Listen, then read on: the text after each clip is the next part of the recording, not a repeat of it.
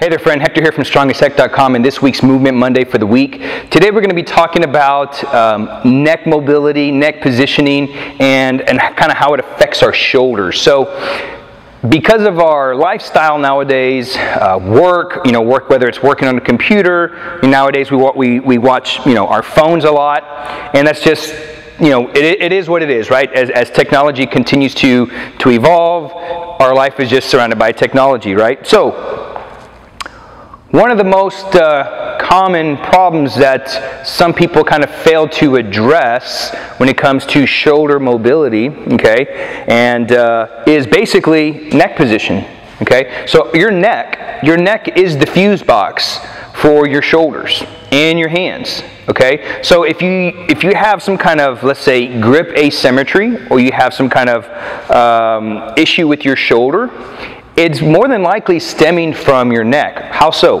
Well, when the neck shuts down, basically, thoracic, shoulders, all that kind of shuts down too. So having this forward head position like this, maybe you're on your computer, or maybe you tend to sit this way, your body kind of goes into this like rounded position.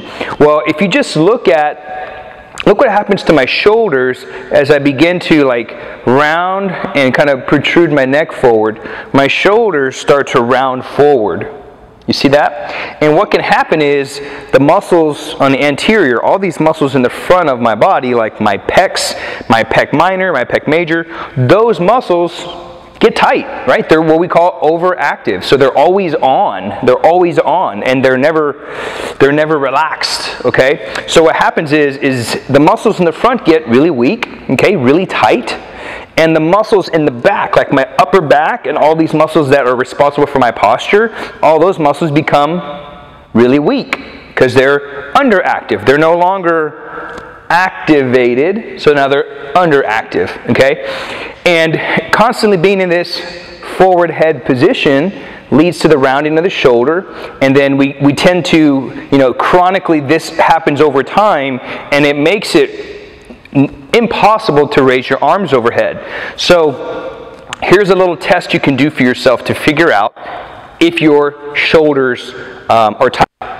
Watch this. Or this is just an example you can use to drive home. Maybe you've got great shoulder mobility, but I'm going to drive this home. So what I want you to do is stand up normal, right? And just kind of stand up how you normally would, right? Shoulders are back, chest is up, and just raise your arms overhead. More than likely, you're probably able to align your biceps with your ears, and you're able to keep your shoulder connected to the rest of your body and keep your elbow locked and basically raise your arms overhead, right? If you can do this without hyperextending your back, because you don't want to, maybe your arms stop here, but then you give up your lower back to kind of increase your range of motion, and you wonder why maybe your lower back hurts, like when you press or something like that. More than likely it's because you have a shoulder limitation. But if you can do this without giving up your lower back, you've got pretty good range of motion, all right? So do this quick test. Put your arms overhead, right? Bam, got it, okay? Now, what I want you to do is I want you to purposely slump and round your shoulders like this. See? My shoulders are completely rounded forward. Now from here, without correcting the shoulder, raise your arms overhead. And right now, my shoulders stop right here, like a 45-degree angle, simply because my shoulders are rounded forward. And it could be, more than likely, coming from my neck. So how can we correct that? So I want to be able to retract my shoulders back, okay? And bring my hands overhead, right? So I'm going to show you one of my favorite little drills that I take all of my students through every single day. When they come in, they already know the drill. They go right into it. And I found to this really clear up a lot of, and reset a lot of postural positions, postural distortion patterns that kind of really just distort their posture, and that can lead to a bunch of other bad stuff. So we go through this basically neck positions, but there's a really important piece to get this to move, is we got to get everything else to kind of go offline. We've got to load the rest of the body to get all that to go offline. That way I can move my neck, okay? And so what I do is take a kettlebell, something a medium to a lightweight. So let's say you know, for gentlemen, like 16 kilo, maybe up to 24 kilo. Ladies, like 8 kilo, up to like, you know, 12 or 16 kilo. And all you're going to do is you're going to deadlift the bell up, and you're going to place the bell back behind your body, like this.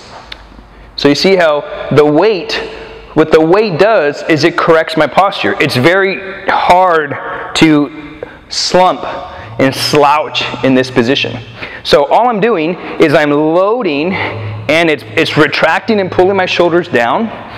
That frees up my neck and allows my neck to move freely. So what I'm going to do here is, now that we're in this position, if you do sit a lot, you'll probably feel a big stretch in your pecs, okay? A big stretch in these muscles that come right across here and come up into the shoulder.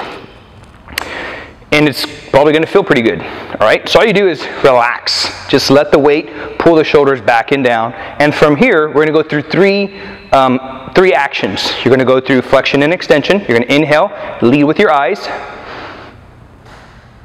Exhale, tuck your chin to your chest. And you can do about 10 of these. Okay? So you do your 10. That's part one. Part two is rotation. So now you're going to rotate, and I want you to look over your shoulder as if you're trying to look at your back pocket. And you look over the other side. Use your breath. Okay? And you're going to do this rotation. Left and right would be like 1 rep. And you'll do 5 total. Okay? Then the last one is basic, like a chicken neck. You're going to give yourself a double chin. Okay? So you're here.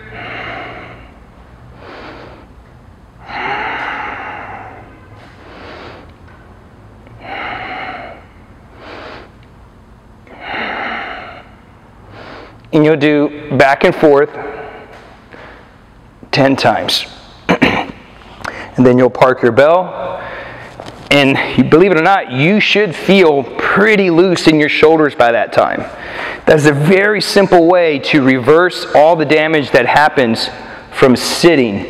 And sometimes it's not just sitting. Maybe you're a martial artist.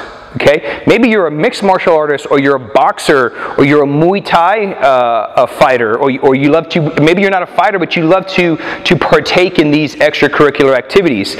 So if you just look at the posture, if you look at the posture of a boxer, they're in this rounded position, right? They're in this, they have to roll that shoulder forward to protect their chin. Because if they just stay down like this and they box like this, they can take a punch right to the face. So you'll naturally see boxers' punches, or their posture, they're in their guard, but yet they keep the shoulder up to protect this side of their face, right? Okay? Same thing with Muay Thai. Muay Thai, they're kind of like up here like this, and they have their hands up, right? So what can happen is we spend so much time in this posture that sometimes we don't leave the posture. Okay, I've seen this a lot. Sometimes, and especially with my background in Jiu-Jitsu, a lot of guys play sitting on their butt, and they play guard like this, and they kind of stay in this position, and they kind of stay this way. So all these muscles become really tight. So maybe you don't sit, but you engage in these activities that kind of require this kind of position. This is a great thing that you can do to reverse and break all that position up. So taking a kettlebell, bringing it behind your body, letting the weight pull your shoulders back and down, and then you go through these head nods, okay, or neck nods, whatever you want to call them. And then you go through rotations, okay, and then you want to go into, keep leading with your chin, not your nose. Lead with your chin, and then tuck your chin back into your neck. So this little chicken neck position. Going through those 3 ranges of motion is going to go a long way to improving the health of your neck. So that may, who knows, maybe you have migraines. Not saying this is going to heal migraines, but you never know. Sometimes, from our neck being forward, every inch that our neck moves forward adds 10 pounds of virtual force and 10 pounds of weight to our neck, to our spine. And that could lead to headaches and migraines. So being able to reset and remobilize your neck, being able to move your neck side to side, right? Side to side. You could do the same thing when you have the kettlebell. You can go side to side. You got your chicken neck position, flexion and extension. You've got rotations. So go through that. Use a kettlebell that's a medium size, something that's heavy enough to really pull the shoulders down. Okay, I'm going to leave some more details in the description below that you can check out. So if you've been enjoying these videos, be sure to subscribe to my YouTube channel. If you have any more questions, leave it in the comments section below.